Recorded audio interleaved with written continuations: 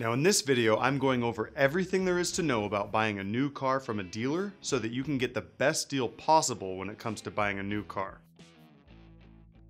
When I was 20 years old, I bought my first new car that was listed at $19,000. And guess how much I paid for that new car? Well, I paid $18,800 for that car, and I paid for every single fee on the planet because of my ignorance. So in this video, I want to pass on some real knowledge to you so that you don't do what I did when you buy a new car. Now, if you just found this channel, I'm Jason with Honest Finance, and I make a lot of videos on different financial topics. So if you are interested in this type of content, feel free to subscribe or at least give this video a like. And now, onto car buying. We all have the choice to buy a new car or a used car, but there's actually quite a few advantages to buying new. For starters, you never have to worry about how the car was treated in its past, which is always something that I worry about now when I buy a car.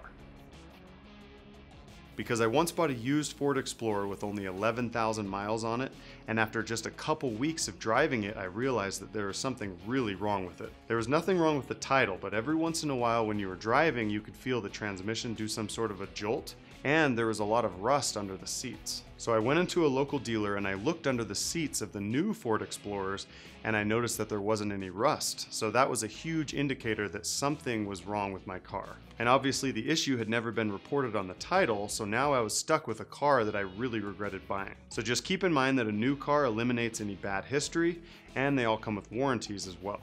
And as far as tires and brakes go, you won't have to worry about those annoying costs for at least a few years. Now when it comes to buying a new car, you'll want to do the research for the car, you'll want to get the best price for the car, and you'll want to get the best financing for the car as well. These three parts are essential to getting the best car deal, so pay attention. Starting with research, you're going to want to hop online and look into the different type of cars that you're interested in buying.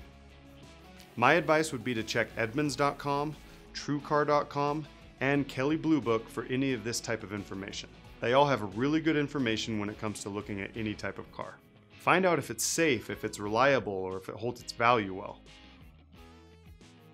So unless you're okay with super fast depreciation, don't buy a car just because it's cool.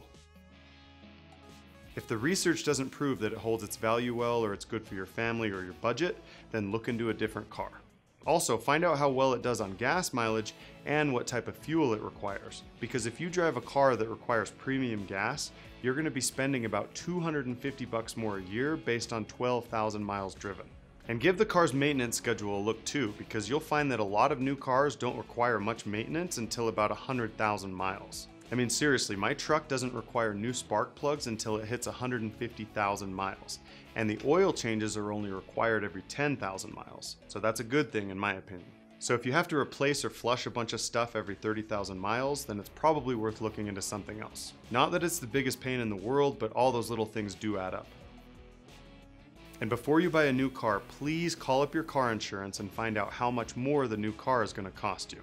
I drive one of the new aluminum F-150s, and I had heard before I bought the truck that insurance was really expensive because they were hard to fix. Well, I made sure to call my insurance before I bought the truck, and I found out that it was only $4 more than what I was already paying, so that wasn't a big deal at all.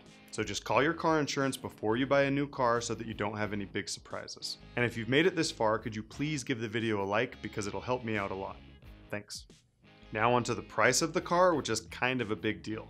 In my opinion, new cars are a lot easier to negotiate than used cars because the prices are a lot more transparent. It's a lot easier to see how much the car should really cost you because the information is available everywhere online and it's available at the dealerships as well. There are basically two prices that you need to pay attention to when you're buying a new car. You'll need to pay attention to the MSRP, which is what the sticker price is, and you'll want to pay close attention to the factory invoice, which is what the dealer paid for the car. And just to be clear, you can find both of these numbers on all of the websites that I mentioned earlier. Now you'll usually see a difference of about 10% or less between these two numbers, which would indicate that the dealer has the opportunity to make 10% on the sale if he sells it at full retail. So if you buy a car at invoice, then that means that the dealer makes nothing, but yet they still stay in business. You've got to understand that invoice is not the exact price that the dealer necessarily paid for the car because they have secret incentives like dealer holdback. Dealer holdback is typically 1 to 3% of the invoice of the car or the MSRP of the car depending upon the manufacturer that's actually paid to the dealership after you buy the car. So if you buy a new car at invoice for $30,000 and the dealer has a 3% holdback, then they're going to make at least $900 on the sale of that car. Now just look these up online and you can find holdback really easily. Just from a quick Google search, it looks like most car manufacturers do an MSRP holdback, which is even better for the dealer. Now the $900 that the dealer can make doesn't even include any factory to dealer incentives, any financing charges, or any accessories that add to their profits. And keep in mind that really hot cars like the new Ford Mustang can actually have contingencies where the dealer can charge more than the MSRP because of the demand. Now if you're okay with that, then just go ahead and buy that new sweet car. But understand that the depreciation is going to be huge on the car because you just spent more than the MSRP on it. Now before I move on to the negotiation process, I first need to talk about factory rebates and buying a year-end car. Now if you've done your research, you'll find that factory rebates will save you instant cash on the car, whether you pay invoice or you pay full retail for it. The rebates don't matter to the dealer because they're going to be reimbursed from the car manufacturer. It's a win-win for everyone, so make sure that you find every single cash rebate you can on the car that you're buying. And as far as year-end cars go, this just means that the new models are currently on the lot, but the old ones are still on the lot and they're trying to get rid of them as year-end cars, and these are the best bargains. Car manufacturers will even give bigger rebates for the year-end cars to close out the inventory, and that's just a better deal for you.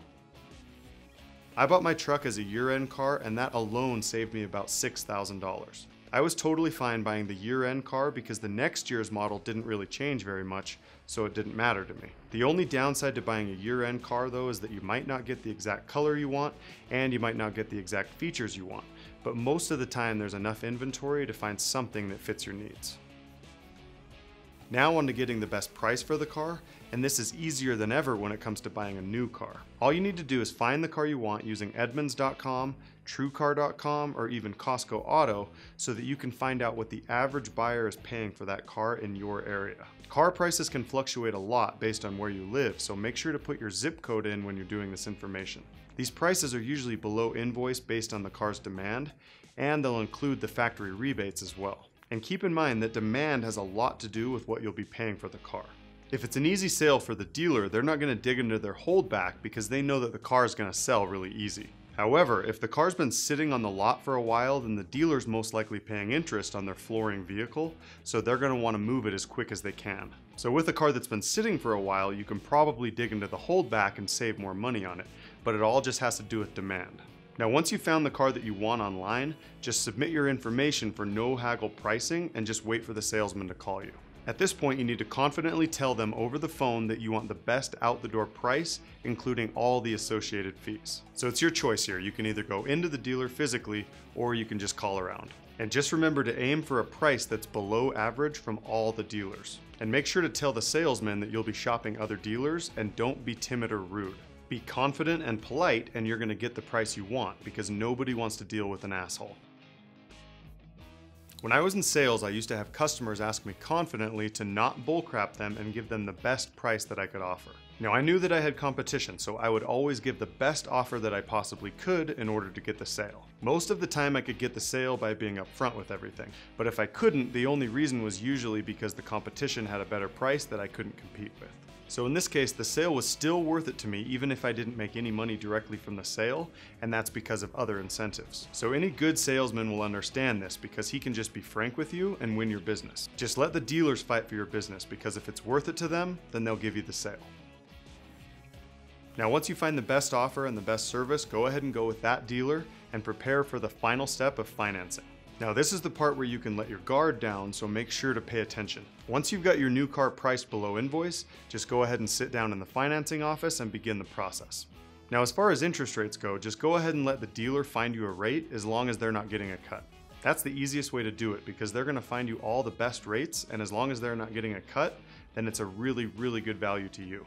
And just a warning to you, do not take out a loan that's longer than 5 years because you're going to pay way too much in interest and you're probably going to end up upside down in the car. Now if you need some help with financing or interest charges, anything like that, check out these videos right here. So as far as extended warranties and carpet cleaning and things like that, understand that these are negotiable too and that you do not want to pay full price for any of these. So if you do want an extended warranty, then just tell the salesman that you want to buy it at invoice. He'll probably sell it to you at invoice because it's most likely still in his best interest to make the sale. Now fees and taxes are next, so pay attention to these because I'm going to save you even more money. Fees are just a hidden way for dealers to make more money in profits, and taxes just plain suck. I mean, honestly, the dealer's margins are pretty thin if you're going to buy a car the way that I do, so fees are somewhat justifiable. But even though they're justifiable, they are a bit dirty because they're hidden from the customers. Now, there's no way that you can get out of taxes and registration, but you can get out of the fees. And the easiest way to know if it's a mandatory tax or if it's a fee is if you have to pay sales tax on it. You're not going to have to pay sales tax on a tax, but you will have to pay sales tax on a fee.